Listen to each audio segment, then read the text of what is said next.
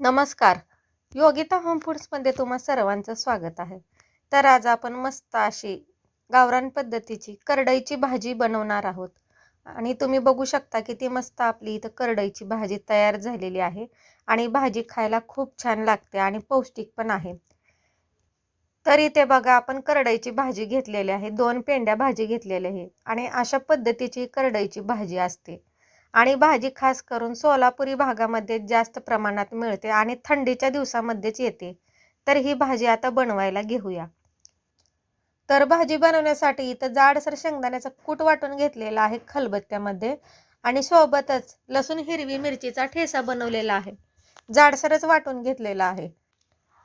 तर आता ही करडईची भाजी चिरून घेते.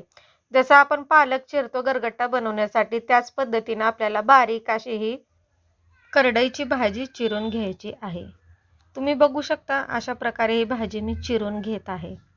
तर इथे बघा ही सर्व भाजी मी चिरून घेतलेली आहे.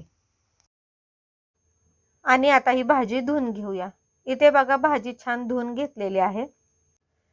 तर आता ही भाजी बनवायला घेऊया. आणि आता ही भाजी मी लोखंडाच्या तव्यामध्ये करणार आहे. लोखंडाच्या कढईमध्ये तव्यामध्ये केली तर खायला एकदम चवीला लागते भाजी. आणि बघा इथं तेल ओतून घेतलेलं आहे. तेलाचा वापर तुमच्या आवडीप्रमाणे करा. तर आता तेल छान गरम झालेलं आहे. याच्यामध्ये हिरवी मिरचीचा ठेचा टाकून घेऊया. तिखट मिठाचा वापर तुम्ही तुमच्या आवडीप्रमाणे करा. आणि शक्यतो भाजीमध्ये सुरुवातीला ठेचा कमीच टाकायचा, कारण भाजी शिजून थोडीशी होते. त्यामुळे खाताना भाजी मग जास्तच तिखट लागते. त्यासाठी ठेच्याचा वापर, चटणीचा वापर कमी करायचा. इथं बघा ठेचा छान परतून झालेला आहे. तर आता यामध्ये धुवून घेतलेली भाजी टाकायची आहे आपल्याला. तर अशा पद्धतीची भाजी केल्याने भाजी खूप छान लागते खायला आणि ज्वारीच्या भाकरीसोबत तर अगदी चविष्ट अशी भाजी लागते. दुसऱ्या भाजीला काही नसलं तरी अशा पद्धतीने फक्त लसूण हिरवी मिरचीचा ठेचा घालून केलेली ही करडईची भाजी चवीला अप्रतिम लागते. तुम्ही एकदा करून बघा. तर ही भाजी बघा आता फोडणीमध्ये टाकलेली आहे आणि छान अशी भाजी आपल्याला 1-2 ते 3 मिनिट फिरवून घ्यायची आहे. तुम्ही बघू शकता इथं भाजी आपण छान फिरवून घेतलेली आहे आणि या भाजीला छान असं पाणी सुटलेलं आहे.